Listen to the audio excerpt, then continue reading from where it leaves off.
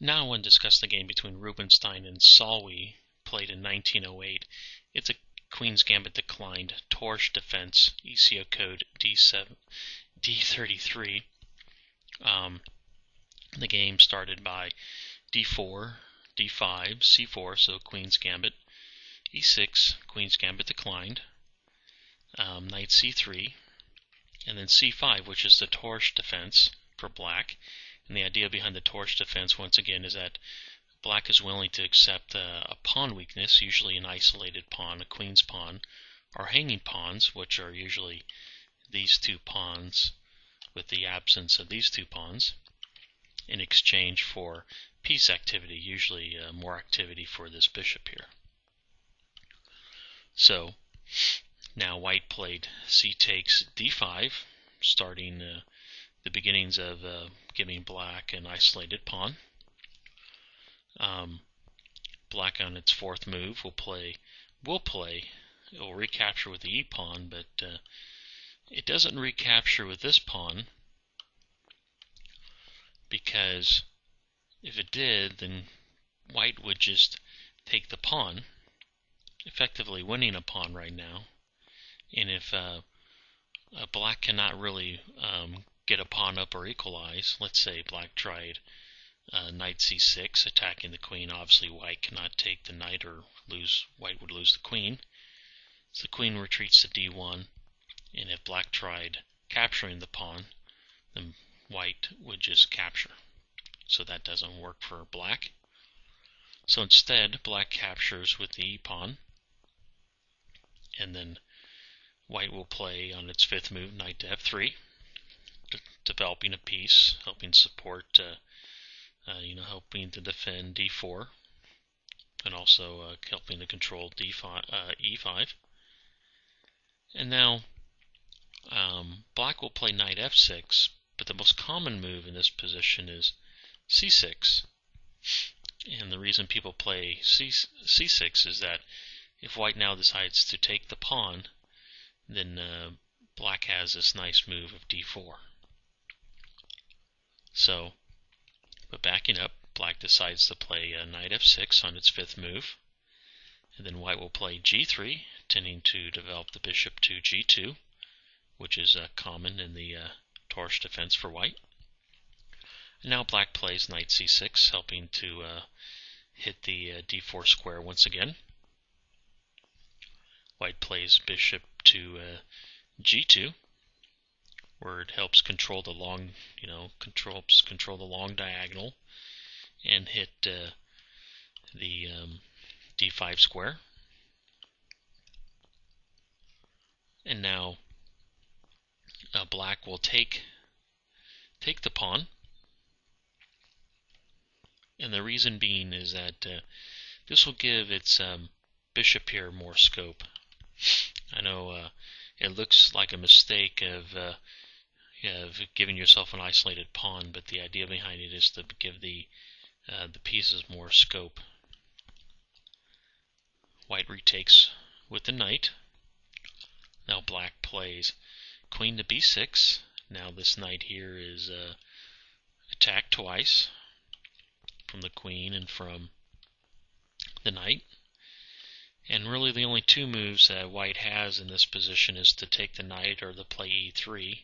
But e3 would just lock in the bishop on c1, so white takes the knight. And now, how should black recapture? Well, if it recaptures with the queen, it would just lose this pawn here, because the pawn would be defended twice but attacked 3 times from the knight, from the queen, and from the bishop, so the pawn capture is forced. Now black has the hanging pawns, as I mentioned earlier, but its bishop on c8 is free to develop, so you can tell it looks like black has more piece mobility or activity in exchange for a pawn weakness. And now white castles. And just to let you know, white's plan really here is that the bishop here is attacking these two pawns, and what white plans to do is basically immobilize these two pawns and attack them. That's the best way to win a pawn, or really even a piece, is if you can immobilize it, sort of immobilize attack and win. So here it is already attacking the two pawns with the bishop, and then if it can stop the pawn on c6 from rolling to c5, then it can attack the pawns. So here it's going to immobilize the pawns, and the best way to do that is to stop black from playing c5, so it's really going to build up on the c5 square. So black is going to play, or plays, bishop d7, but probably the best move on the board would have been playing the bishop to e6, supporting the pawn on d5.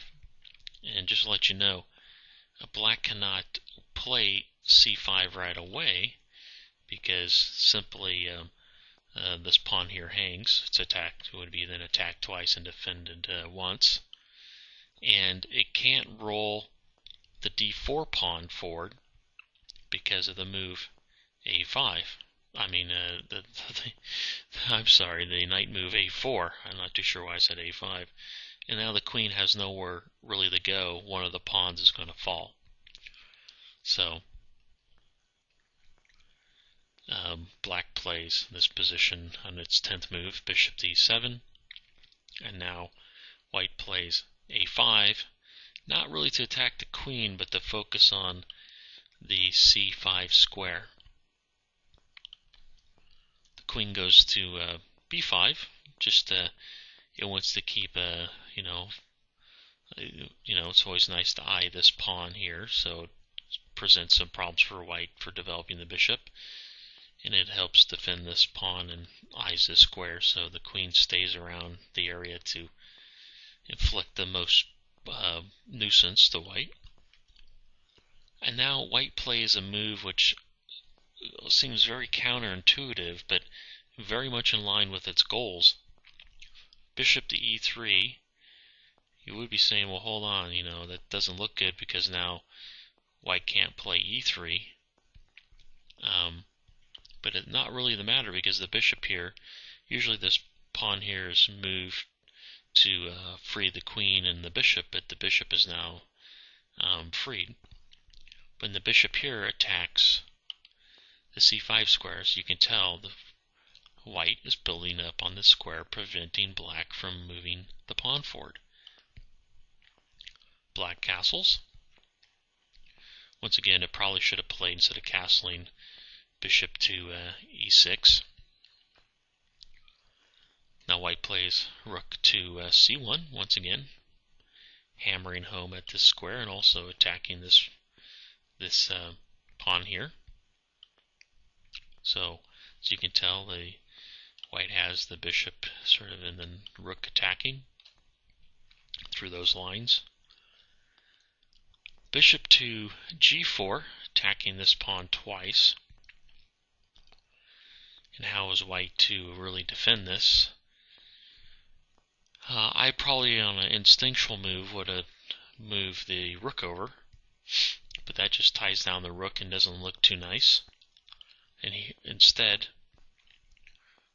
white plays f3, only as a temporary measure, really just to get the bishop to drive the bishop away.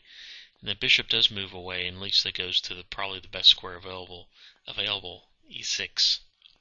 So it almost looks like black has somewhat come back into the game now. This bishop is blocked by its own pawn, and at least got the bishop to probably the best square available. But nope, it's sort of too late for black in some regards. Black now plays bishop c5, occupying the weak square that white controls with a piece. I guess black has two options, take the bishop or to move this rook over. If black takes the bishop, then white just recaptures with a rook, driving the queen away. So black decides to defend the bishop. And now white makes another crazy move. Rook to f2 looks crazy because it doesn't even make any sense, but what it does two things. One, it's getting ready. One, it defends this pawn, so the queen is now free to move. Two, it's getting ready to switch the rook over to this square. So that's what it's really doing. It's doing two purposes. It's sort of getting ready to move over and protecting this, protecting the e2 pawn. Now, and I'm going to continue this game in the next video.